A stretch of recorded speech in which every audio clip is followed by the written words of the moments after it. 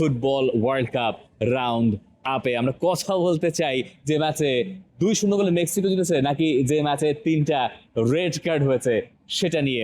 Brazilian referee 3টা red card দেখিয়ে একটা ব্যাপক আলোচনা সমালোচনার ভেতরে পড়ে গেছেন, যার একটা রেড কার্ড মেনে নিচ্ছেন সবাই, এমনকি সাউথ আফ্রিকার কোচ উগো ব্রোস তিনিও মেনে নিচ্ছেন যে না ঠিক আছে ফার্স্ট রেড কার্ডটা মানা যায়, কিন্তু আমি সেকেন্ড রেড কার্ডটা মানি না, আমি থার্ড রেড কার্ডটা মানি না। মানে মেক্সিকো যে রেড কার্ড দেখেছেন ওইটাও তিনি মানেন না, তিনি তার অপোনেন্টের রেড কার্ডও মানেন না। তো আর বলেন নাই, বলেছেন যে এটা আসলে প্রশ্নবিদ্ধ হওয়ার মতো দুটো রেড কার্ড। দেখেন ফার্স্ট যেই জিনিসটা সেটাও কিন্তু আমরা ধরে নিতে পারি আনইনটেনশনাল ছিল, বাট সেটা রেড কার্ড। এটা ওটা ধরেন হ্যাঁ ওটা গোল স্কোরিং অপরচুনিটি আপনি ডিনাই করেছেন, হ্যাঁ ডিনাই করেছেন, আটকে দিয়েছেন, সেখান থেকে শর্ট নিলে গোলও হতে পারতো, ওটা গেল। কিন্তু সেকেন্ডটা হচ্ছে কি যখন আপনার ভিআর এরও তো সেখানে হেল্প নেওয়া হলো, সেটার পর মনে হচ্ছিল যে না ইউরোপিয়ান ফুটবলে তো এরকম মোমেন্টে আমরা দেখি যে সেই জিনিসটাকে আসলে ওই ডিসিশনটা ঘুরে যায়, বা হচ্ছে আপনার ওখানে রেফারি হার্ড ডিসিশনের এগেনস্টেও হচ্ছে যাওয়ার সুযোগ থাকে। কিন্তু ওয়ার্ল্ড কাপের মতো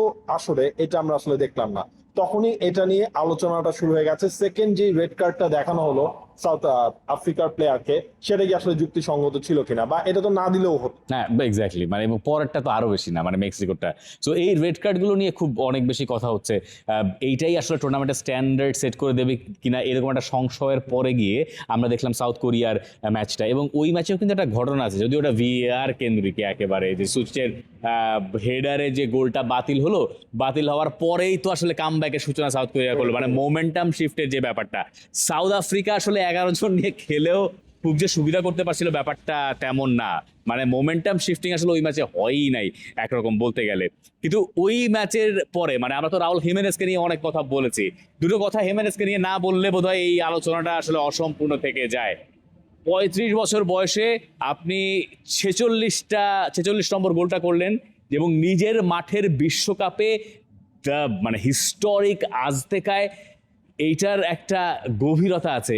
এই রাউল হিমেনেজকে সবাই দেখতে চাইছিলেন, 2022-এ এই হিমেনেজকে আমরা দেখতে পাইনি। আমার মনে আছে আমি মেক্সিকোর প্রিভিউ যখন করছিলাম কাতারে বসে, হিমেনেজ বলতে মুখে ফেনা তুলে ফেলেছি, বলেছি যে হিমেনেজ কি পরের ম্যাচে নামবেন, একটা ম্যাচেও তিনি স্টার্ট করতে পারেন নাই। সাবস্টিটিউট হিসেবে 3টা ম্যাচ হচ্ছে তিনি খেলেছিলেন, বাট ওই টাইমটার পর তো আপনার এমনও সময় হিমেনেজকে ফেস করতে হয়েছে যে আপনি এই মেক্সিকো দলের জন্য আর চলেন না।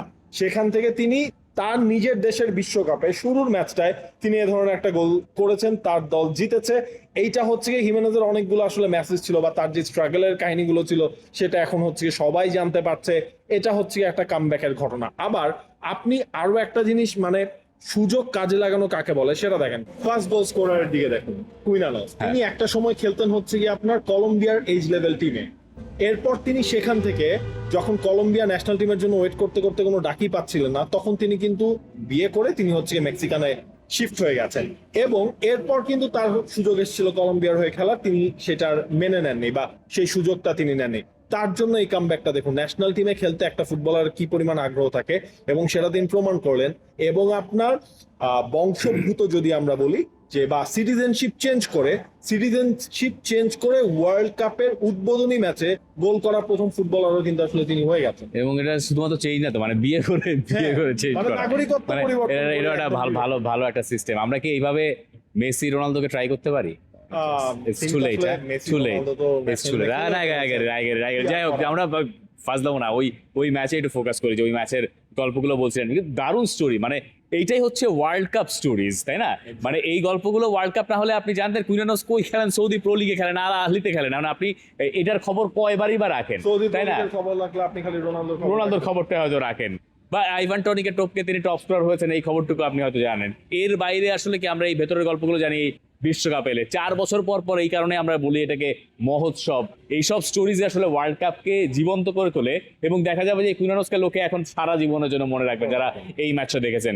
আরো একজন এই ম্যাচটাকে আলাদা করে হয়তো মনে রাখবেন, যে হিমেনেজের কথা বলছিলাম। কিন্তু এই যে মেক্সিকোর ফুটবলাররা মেক্সিকান প্রত্যাশা মেটানোর জন্য ফার্স্ট ম্যাচে এইরকম পারফর্ম করে জিতলেন, যে মেক্সিকো গতবার 22 সালে বিশ্বকাপের গ্রুপ স্টেজ পার হতে পারে নাই, যে মেক্সিকোর বিশ্বকাপে সবচেয়ে হাইয়েস্ট অর্জন হচ্ছে 70 আর 86-তে দুবার কোয়ার্টার ফাইনাল খেলা, দুবার তারা ঘরে মাঠে, দুবার তারা হোস্ট। তো সেই 86-তে সবশেষ তারা যখন কোয়ার্টার ফাইনাল খেলেছিল, সেই দলের প্লেয়ার ছিলেন এখনকার মেক্সিকান কোচ হাভিয়ের আগিরে। সেই হাভিয়ার আগুয়েরে তিনি সাইড বেঞ্চে বসে থাকেন তাও না, তিনি আবার এই যে কোচ না সাউথ আফ্রিকার যিনি কোচ উগো ব্রোস, তিনি তখন খেলতেন বেলজিয়ামে। এই দুজন আবার একে অন্যের বিপক্ষে ওই বিশ্বকাপে খেলেছেন। এই মেক্সিকো এইবার যে পরের বার মানে ওই 22-এর আক্ষেপটা যে ঘোচাতে চায়, সেটা আপনি বুঝবেন ম্যাচ শেষে হাভিয়ার আগুয়েরের কথা শুনে। তিনি বলছেন যে এটা গায়ের লোম দাঁড়িয়ে যাওয়ার মতো মুহূর্ত, যে আজতেকায় যখন ওই হ্যাটগুলো ছুড়ে মারা হচ্ছিল একটা গোলের পরে, মেক্সিকান ওয়েভ চলছিল, অথবা যার হাতে যে পানির বোতল, আমরা ফুটেজগুলো দেখছিলাম। আমরা যদি এই মুহূর্তে নিউ জার্সিতে যেখানে ব্রাজিল প্র্যাকটিস করছে, আমরা মেক্সিকোতে নই, এটা একটু জানিয়ে রাখি। হ্যাঁ এক্স্যাক্টলি, এবং আমরা সেটা বোঝার চেষ্টাও করছি। হাভিয়ার আগুয়েরে বলছেন যে তিনি পর্যন্ত আপ্লুত হয়ে গেছেন যখন তিনি দেখেছেন স্টেডিয়াম, মানে মেক্সিকান সমর্থক কেমন হয় এটা আমরা বাংলাদেশে থাকতে তো আসলে 22-এর আগে জানতাম না। 22-এ যখন আমরা মেক্সিকোর একটা ম্যাচ দেখেছি ভাই, বিশ্বাস করেন মানে দিস ইজ বিয়ন্ড ক্রেজি, মানে আমরা ক্রেজি বল বিয়ন্ড ক্রেজি, এটা ডিফাইন করা যায় না। একটা ম্যাচে গোল হয় নাই, কিচ্ছু হয় নাই, স্টেডিয়াম কাঁপিয়ে মানে যেখানে বসা ছিলাম সেটা সহ কাঁপিয়ে দিয়েছে। এই হচ্ছে মেক্সিকো, ভূমিকম্পর মতো মনে হবে, লিটারালি ভূমিকম্প সেরকম মনে হচ্ছে। আবার মেক্সিকো আর্জেন্টিনা ম্যাচের কথা মনে আছে, অদ্ভুত অবস্থা। যাই হোক, তো সেইখানে যখন আজতেকা স্টেডিয়াম, যে স্টেডিয়ামের সঙ্গে মেক্সিকোর কালচার জড়িত, মেক্সিকোর ঐতিহ্য জড়িত, যেটার সঙ্গে মেক্সিকানরা নিজেদেরকে মানে খুব ভালোভাবে অ্যাসোসিয়েট করেন, এটা তাদের ডিএনএর পার্ট হয়তো একটা, সেই জায়গায় বিশ্বকাপের উদ্বোধনী ম্যাচে এইরকম একটা পারফরমেন্স, সেটা কোচকে পর্যন্ত আপ্লুত করছেন। তিনি বলছেন যে তিনি চান তার ফুটবলাররা এটাকে এনজয় করুক এবং এই চাপটা তারা নিতে শিখুক। উনি কিন্তু খুবই প্র্যাগম্যাটিক লোক, মানে এমন না যে ছেড়ে দিবে, খেলো, অ্যাটাক করো, এইগুলো তার মধ্যে নাই। তিনি যখন বলেন তিনি আপ্লুত হয়ে যাচ্ছেন, তার মানে বিশ্বকাপের একটা আলাদা খেল আছে। এটা পৃথিবীর সবচেয়ে কঠিন মানুষটাকেও বোধ হয় কিছুটা হলেও শীতল করে দেয়। এবং বিশ্বকাপের প্রথম ম্যাচ যখন কোনো দল আসলে জিততে পারে, ওই মোমেন্টটা তারা যদি পিক করতে চায়, সেটা পিক করার কিন্তু একটা বেস্ট মোমেন্ট। এবং মেক্সিকোর ক্ষেত্রে তো সেটা অবশ্যই, এখানে বেশ কিছু জিনিস তাদের ব্যাক অফ দ্য মাইন্ড কাজ করতে পারে। নিজেদের দেশের বিশ্বকাপ আমরা এর আগে কোয়ার্টার ফাইনাল পর্যন্ত গিয়েছি, আমরা আবারও আয়োজন করছি, এবং ওয়ার্ল্ডের কোনো দেশ তো আসলে 3বার বিশ্বকাপ আয়োজন করে নাই, হ্যাঁ জয়েন্টলি হোক, এতগুলা ম্যাচও কোনো মাঠে হয় নাই। তো আস্তেকাতে সেই জিনিসটা হয়েছে, সেই রেকর্ডটা হয়েছে। এবং মেক্সিকোর কিন্তু আপনি দিন শেষে একটা জিনিস আবার হিতে বিপরীত যে মাঝে মাঝে হয়ে যায় সেটাও দেখতে পারেন। মেক্সিকো কিন্তু ধরেন 70 সালের পর থেকে যে তারা 8টা ওয়ার্ল্ড কাপে নিজেদের ফার্স্ট ম্যাচটা তারা জিতেছে, কিন্তু আপনি কোয়ার্টার ফাইনালে দিন শেষে কয়টাতে যেতে পারেন? কোয়ার্টার ফাইনাল 2টাতে, এবং কোয়ার্টার ফাইনালে যেতে পারেনি। তো ওই জিনিসটা আসলে মেক্সিকোকে বুঝতে হবে, তাদের স্টার্টিংটা ভালো হয় কিন্তু দিন শেষে যে তারা খেই হারিয়ে। মজার ব্যাপার কি জানেন, মানে ইংল্যান্ড যদি গ্রুপ চ্যাম্পিয়ন হয়ে ওঠে, মেক্সিকোর সাথে খেলা করতে পারে, হ্যাঁ তাই তো হওয়া উচিত, এবং সেটা হলে খুব মজা হবে, খেলা হবে মেক্সিকোতে। যাই হোক, এই ছিল আমাদের ওয়ার্ল্ড কাপের ফার্স্ট ডের রাউন্ড আপ। নাবিল খান, বেস্ট মোমেন্ট আজকের ফার্স্ট ডের ওয়ার্ল্ড কাপের? হিমেনেজের গোল, রাউল হিমেনেজের গোল, এবং ওই গোলের পর তার ওই উদযাপন। আপনার কাছে জানতে চাই যে এই বিশ্বকাপের প্রথম দিনে আপনার সেরা মুহূর্ত কোনটি?